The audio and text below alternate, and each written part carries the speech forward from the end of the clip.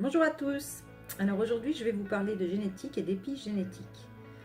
Alors un petit rappel scientifique par rapport à, je vais vous expliquer ce que c'est que la génétique.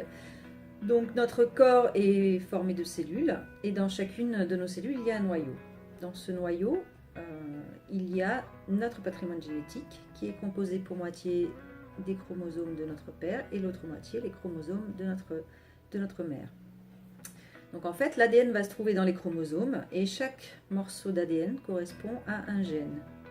Et en fait, le gène, c'est le programme de transmission et de manifestation d'un caractère génétique.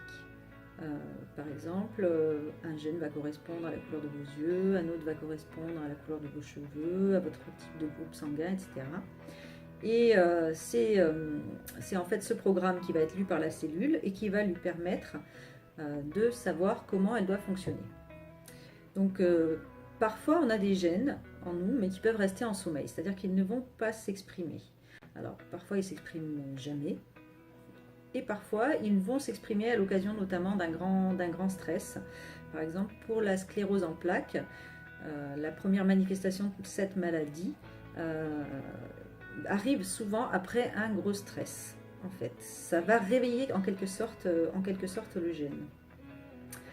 Donc la génétique, c'est la science qui va étudier finalement nos gènes et qui correspond un peu à l'écriture de notre livre à nous, puisque chaque ADN est unique, donc c'est notre écriture à nous. Pendant longtemps, on a cru que si on enlevait le noyau d'une cellule, elle mourrait instantanément. Et en fait, on s'est rendu compte que elle ne meurt pas tout de suite, hein, elle va mettre un certain temps à mourir, elle va d'abord s'affaiblir, mais ce qui se passe quand on enlève le noyau, c'est qu'elle ne peut plus se reproduire en fait. Donc ça a amené les chercheurs à s'intéresser un petit peu à l'environnement qu'il y avait autour de cette cellule, et notamment ils ont finalement coupé la membrane autour de la cellule, et là ils se sont rendus compte que la cellule finalement mourait. Donc l'épigénétique, elle est arrivée par rapport à ces expériences-là, c'est-à-dire que l'épigénétique, c'est l'étude de l'influence de l'environnement intérieur ou extérieur par rapport à une cellule. Et en fait, quand la cellule, on la mettait dans un environnement très malsain, toxique, etc., ben là, elle mourait. En fait, elle ne supportait pas les environnements toxiques, nocifs, malsains, négatifs, etc. Donc ça veut dire quoi en fait? Pourquoi je vous parle de génétique, d'épigénétique? Pour vous faire prendre conscience de quelque chose, c'est que finalement on n'est pas obligé d'être victime de nos gènes et que nos gènes, ce n'est pas une fatalité. Parce que l'épigénétique, en fait, ça va être la lecture de votre livre. Ça veut dire ce que vous allez faire de votre ADN. Donc, à partir du moment où vous avez le choix et le pouvoir de décider dans quel environnement vous voulez vivre, et bien en fonction de ça, c'est ça qui va avoir un impact sur vos cellules et donc sur votre santé en fait.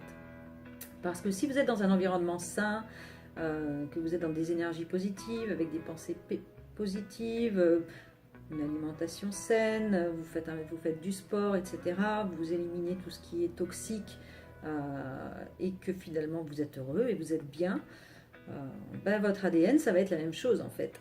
Il va être bien également. Et donc, ça permet de rester bien, en bonne santé, parce que c'est l'environnement qui est le plus important.